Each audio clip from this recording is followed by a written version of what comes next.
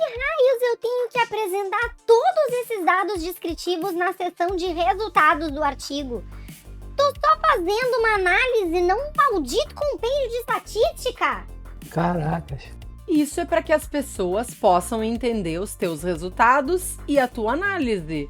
Ou tu acha que os outros têm bola de cristal para adivinhar o que tu encontrou? Ah, é só para facilitar a vida dos outros? Eu quase não tenho problema suficiente para escrever o meu próprio artigo. Vamos de novo. Esses dados ajudam a dar transparência e honestidade para o trabalho, inclusive mostrando a linha de base e a evolução do que foi testado.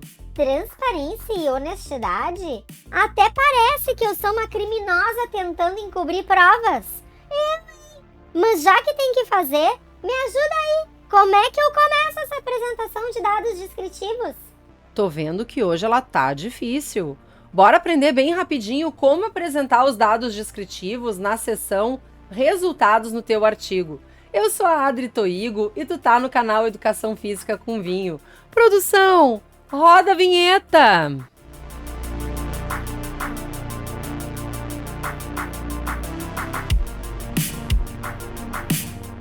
A seção de resultados de um artigo começa pela apresentação do fluxo de voluntários participantes e eu te ensinei como fazer isso nesse vídeo que vai ficar indicado aqui no card e na descrição. Como eu te falei lá, já que eles vão estar super bem ilustrados num fluxograma, tu não precisa fazer uma descrição tão completinha dentro do texto. Basta indicar que o leitor já acha ali tudo que ele vai precisar. Feito isso, é hora de apresentar a linha de base. Mais uma birosca para eu fazer! Manda aí, vai! A descrição da linha de base tem 3 funções. A primeira função da linha de base é caracterizar a população estudada em relação às covariáveis pertinentes ao que está sendo investigado na pesquisa.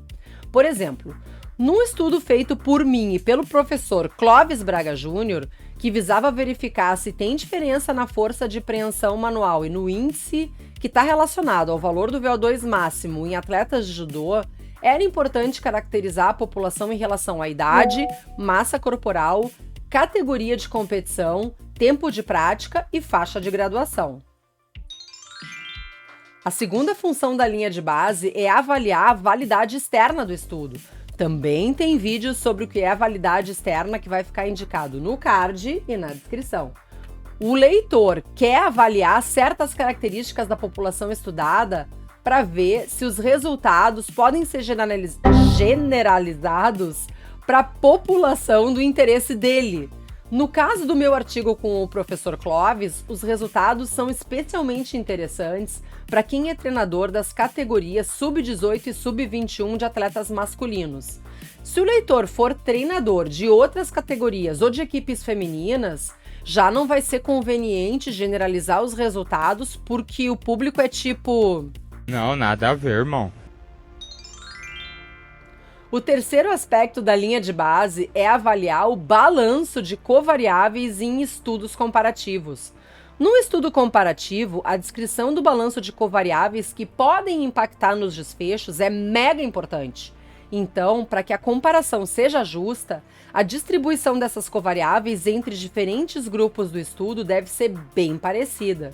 Senão tu vai estar comparando o incomparável. Exatamente. Por isso que deixar a linha de base em evidência mostra para o leitor que as comparações poderiam ser feitas porque todo mundo tinha praticamente as mesmas condições no início do estudo.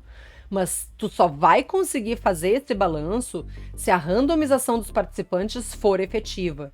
Se tu não sabe o que é randomização, dá uma espiada nesse vídeo que eu vou deixar no card na descrição.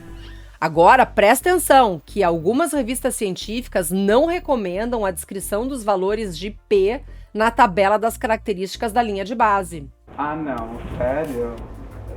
Não. Primeiro porque, como o estudo não foi desenhado para avaliar as covariáveis, talvez algumas diferenças que a princípio podem ser relevantes entre os grupos de estudo, talvez não sejam detectadas por testes estatísticos por causa do baixo poder de alguns desses testes. Depois, Pode ter alguma diferença estatisticamente significativa entre os grupos de estudo pelo simples fato de estarem sendo feitos múltiplos testes e, portanto, serem encontrados alguns falso positivos. E aí, faz o quê? Aí, o pesquisador avalia pela própria expertise e descreve no texto o que ele achar pertinente em relação à existência de diferenças relevantes na distribuição das covariáveis entre os grupos de estudo. Posso ir lá e fazer? Ainda não. Tem mais um detalhezinho para eu te explicar. Quando tu descreve os dados descritivos da tua pesquisa, presta atenção na precisão e na consistência. Se forem variáveis categóricas, tu descreve no formato de números absolutos e porcentagens, tipo, na linha de base do estudo, 11 participantes, 10%, possuíam um tempo médio de treino de judô de 8 anos e 5 meses. Já se forem variáveis contínuas, a descrição vai depender se a distribuição é simétrica ou normal, ou se a distribuição é assimétrica ou não normal.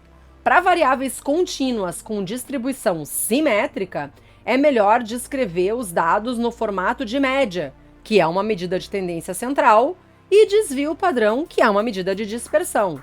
Já para as variáveis contínuas com distribuição assimétrica, a descrição deve ser feita pela mediana, que é outro tipo de medida de tendência central, e o intervalo interquartil, que é a medida de dispersão correspondente. Aí vai ficar mais ou menos assim.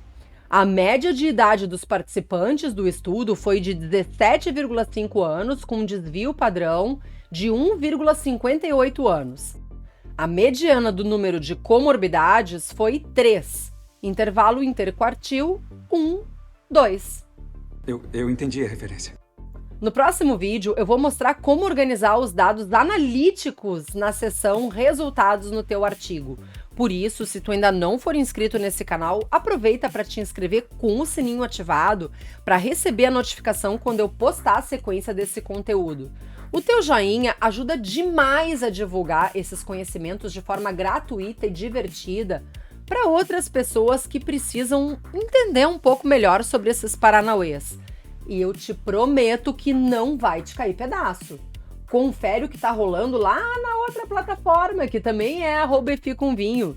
Se tu ainda precisar de mais ajuda para escrever e publicar o teu estudo, manda um e-mail pra gente para ter uma mentoria top. Nós vamos te pegar pela mão e esclarecer todas as tuas dúvidas, te guiando na direção da escrita de um trabalho em condições de ser publicado. E se tu ainda não vazou, fica só mais um tantinho para dar umas gargalhadas com as minhas lambanças durante a gravação desse vídeo. Hoje eu vou ficando por aqui. Um beijo da bruxa e até a próxima!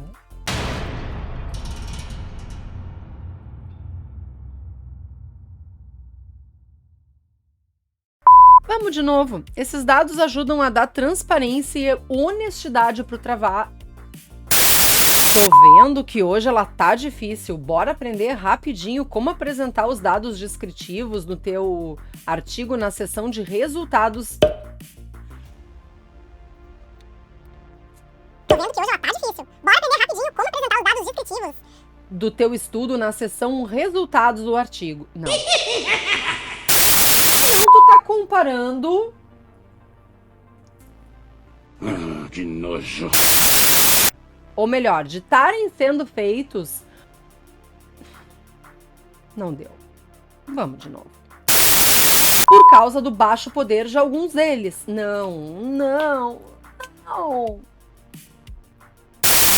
Aí o pesquisador avalia pela própria expertise. e descreve no texto o que ele acha pertinente em relação à existência de diferentes... Credo!